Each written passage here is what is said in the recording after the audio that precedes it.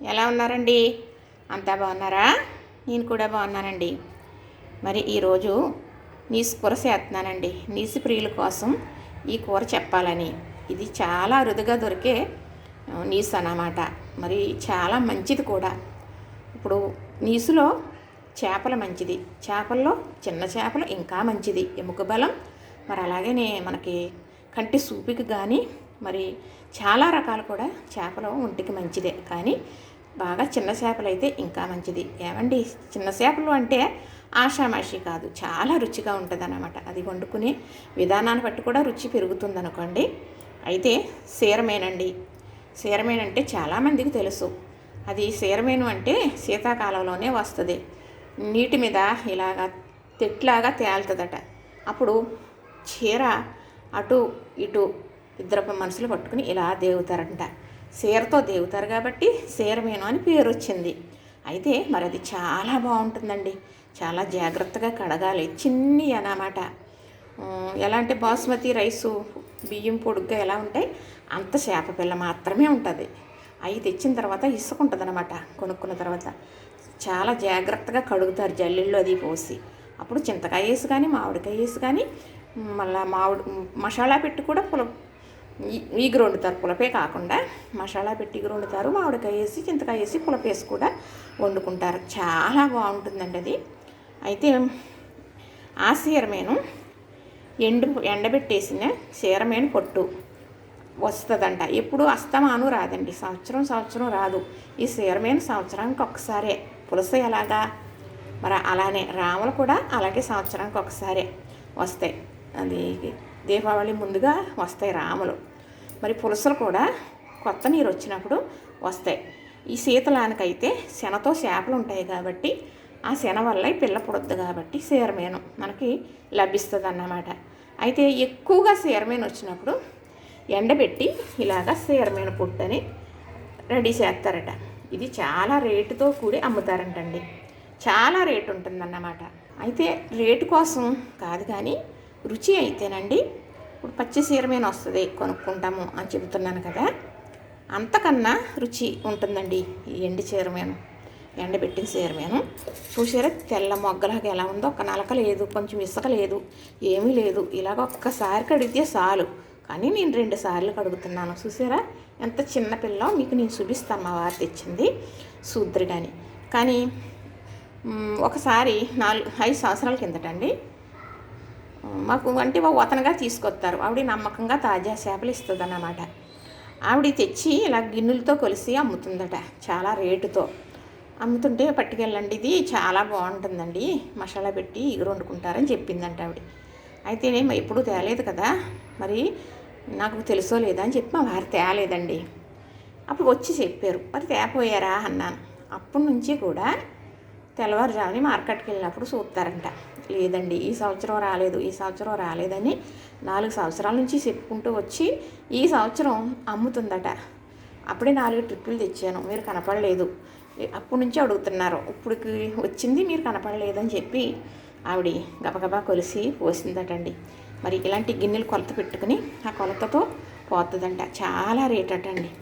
ఇలాంటి గిన్నెతో కొలిసి పోసింది రేట్ ఎక్కువే ఉంటుంది. కానీ ఇది ఉందనుకోండి, ఎవరన్నా 4-5 కూరలు వండుతారు. నేను ఈరోజు చింతకాయ వేసి వండుదామని చెప్పి చింతకాయలు చక్కగా మరి పోసేసి పప్పు తీసేసి మరి అలానే కొత్తిమీర, అలాగే ఉప్పు, కారం, పసుపు, అలా కొంచెం ఎల్లుల్లి రబ్బలు, ఒక ఉల్లిపాయ చిన్నది, ఒక 4 పచ్చిమిర్చి, ఇవి మిక్సీ పట్టి ఎలా వండుతాననేది చూపిస్తాను. చాలా బాగుంటుందండి. నీసు తినేవారు తప్పనిసరిగా ఇలాంటి చిన్న చేపలు తినడం వల్ల ఎముక బలం, మరి అలానే కళ్ళకి మంచిగా ఉంటుంది. చాలా మంచిదటండి. కొన్ని రకాలు మనకి తినాలి.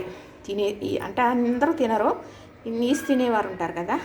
మరి నీసు ప్రియులు ఉన్నారనుకోండి, సీరమేను అంటే సేవ పోసుకుంటారు. పులస అంటే చాలా ఇష్టపడతారు. అలాగే రామలు ఏ కాలంలో వచ్చే చేపల్ని ఆ కాలంలో ఎంత రేట్ అయినా కొనుక్కొని తింటారు. అది మంచిదేనండి, మంచి ఆరోగ్యమే. రామలు కూడా చాలా మంచిది, అలానే పులస కూడా చాలా మంచిది. తర్వాత ఇంకో సీరమేను ఇప్పుడు 5 సంవత్సరాల నుంచి మేము చూస్తూ ఉంటే ఈ సంవత్సరం లభించింది. ఇది ఎండి సీరమేను పొట్టు చక్కగా ఇది చింతకాయ వేసి వండుతాను. మీకు ఇది చెప్పాలని నేను మొన్న నుంచి ప్రయత్నిస్తూ ఉన్నా. నాకైతే ఖాళీ లేదు ఇది వండటానికి. మాకు అతిథులు వచ్చినప్పుడే తప్ప నీసు వండటం, ఉత్తప్పుడు వండటం అనేది కుదరదు. ఎందుకంటే మా వారు తినరాయే. మరి ఇంట్లో ఒకళ్ళు తింటే చేసుకోము, అది ఆడవాళ్ళు అయితే అసలే చేసుకోము. మగవాళ్ళు తింటే చేసి పెడతాం కదా. ఈరోజైతే అతిథులు వస్తున్నారండి. సీరమేను చింతకాయ వండి పెట్టేస్తానండి. ఎలా చేస్తాననేది చూపిస్తాను మీకు. మరి ఇప్పుడు ఈ చింతకాయలు, ఉల్లిపాయ, పచ్చిమిర్చి, అలానే ఈ ఎల్లుల్లిపాయలు, కొత్తిమీర మిక్సీ పట్టేస్తాను. అప్పుడు మీకు చూపిస్తాను. అంటే ఈ చింతకాయ, ఈ వెల్లుల్లిపాయ ఇవి ఎలాగంటే మనం పూర్వం రోట్లో కుమ్మి వండేవారండి. గొప్ప రుచిగా ఉండేది. ఇప్పుడు మిక్సీలో అయితే గొప్ప రుచి ఉండదా అని అనొద్దు. కాదు, మెత్తగా పెట్టేసుకున్నాం అనుకోండి అంత రుచి ఉండదు. మనం రోట్లో పూర్వం ఎలా కుమ్ముకునేవారో అలానే మిక్సీలో కూడా పట్టుకోవచ్చు.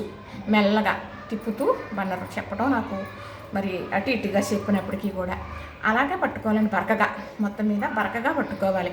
మనం పూర్వం మేము రోట్లో కుమ్మితే ఎలా వచ్చేదో ముద్ద అలా వస్తుంది. మీకు చేసి నేను చూపిస్తాను. ఇప్పుడు చూసారు కదా, కొంచెం బరకగా విని కదా. ఈ చింతకాయ పెచ్చులో అంటే కోసేసి పప్పు తీసేసానండి. ఇప్పుడు అసలు చింతకాయలు రావు. మా వారు వారికి తోపాలం ఉందటండి. వారి చెట్లు ఉన్నాయంట, వామన కాయలు అంటారు ఇప్పుడు వచ్చే కాయల్ని. మంచి బాగుంటాయి, రుచి కూడా అన్నమాట. పంపించారండి. అందుకు నేను ఈరోజు కూర చేయటం జరుగుతుంది. ఇదిగోనండి మట్టి పాత్ర పెట్టుకున్నాను. చక్కగా చూసారా ఇది ఎంత బరగ్గా వచ్చిందా ఇలాగా. ఇదిగోనండి చూసారా, ఇలానే ఉండాలి. ఇలా బరకగా ఉంటేనే ఈ కూర చాలా బాగుంటుంది అన్నమాట.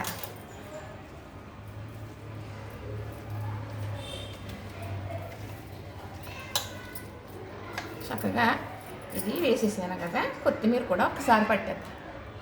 ఇదిగోనండి కొత్తిమీర కూడా చక్కగా ఇలా బరకగా పట్టేసాను. ఈ కొత్తిమీర చింతకాయకి చాలా బాగుంటుందండి, చాలా బాగుంటుంది అన్నమాట. ఇప్పుడు మనం ఏం చేయాలి అంటే ఇందులో నేను ఇప్పుడు ఈ పొట్టు ఉంది కదండి, సీరమైన పొట్టు శుభ్రంగా కడిగేస్తాను. శుభ్రంగా అంటే ఇది ఏమీ మట్టి లేదు, ఇసుక లేదు, ఏమీ నలకలు లేవు. ఒకసారి కడిగేసి మళ్ళీ ఇంకోసారి కడిగేసి 2 మాటలు వేయడం మీకు నేను చూపిస్తాను. ఇదిగోనండి చక్కగా ఒకసారి కడిగేసి మళ్ళీ నీటిలో ఇలా వేసానండి. చక్కగా ఇదిగో వేసేస్తున్నాను. ఇందులో ఊరి దేవత అమ్మవారు తిరుగుతున్నారండి. ఉగాది వస్తుంది కదా. ఇప్పుడు ఉప్పు, కారం, పసుపు కూడా వేసేస్తున్నానండి. ఇప్పుడు ఇందులో తగినంత వాటర్ వేసామనుకోండి, ఇది కలిపేస్తానండి. ఇలా చక్కగా ఇది కలిసేటట్టు ఇలా కలిపేసేసి మనం కొద్దిగా 1 స్పూన్ అయితే చాలండి నూనె వేసేసి మూత పెట్టేసామనుకోండి, సిమ్లో పెట్టేసుకుని చక్కగా ఉడికిపోతుంది. ఇప్పుడు ఉడికింది సాయంత్రానికి, రేపొద్దుటికి కూడా ఇంకా బాగుంటుంది అన్నమాట. ఇంత ఉంది కదండి, ఇది ఉడికితే కొంచెమే అవుతుంది. మరి మీకు నేను చక్కగా ఇది రెడీ అయిపోయిన తర్వాత అలా నేను చూపిస్తాను మీకు. ఇంతేనండి. ఇప్పుడు ఇది ఇలాగా చక్కగా 1 స్పూన్ నూనె వేసేసి మూత పెట్టేస్తాను. ఉడికిన తర్వాత మళ్ళీ మీకు నేను చూపిస్తాను. సరేనా? లైక్ చేయండి, షేర్ చేయండి, సబ్స్క్రైబ్ చేయండి.